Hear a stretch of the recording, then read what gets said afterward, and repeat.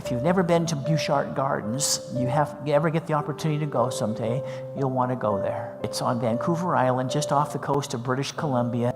And there was a family who thought, wouldn't it be wonderful to buy this quarry, which looks so horrific, like a scar on the planet, and turn it into a garden of wonder. It's just the most amazing thing. There's rose gardens, there's Japanese gardens, there's all kinds of different arrangements of flowers. And the gardeners plant the flowers in this garden such that there is always flowers in bloom year-round. So they plant flowers that are going to bloom during the cold winter months, and they come to bloom during the cold winter. They have the other ones that are going to start coming on in spring. They have the ones that survive the hotter weather in summer. And then they have the fall version. So all year round, you can come to Bouchard Gardens and see amazing combinations of flowers.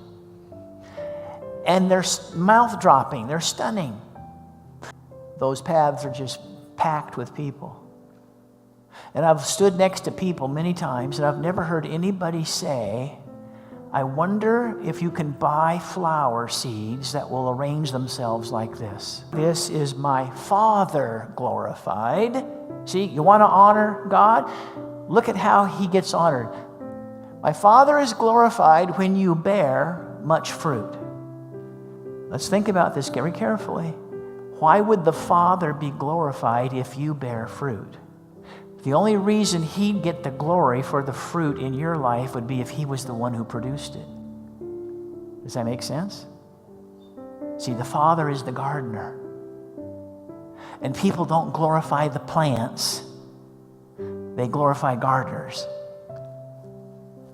If you really wanted to praise God, you'd be interested in fruit bearing, because that brings him glory, because he's the one responsible for it.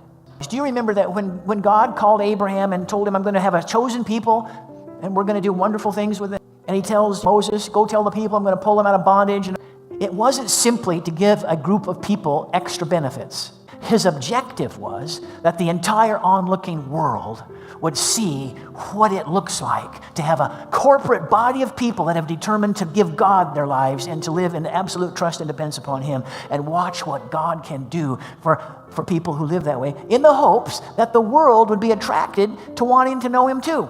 So he wasn't like, I'm going to bless these Jews like you wouldn't believe. No, he said, I'm going to use these Jews to bless the world. And that's his objective for good works in Christians. But see, we've gotten distracted into thinking that somehow the good works were necessary as tickets to heaven.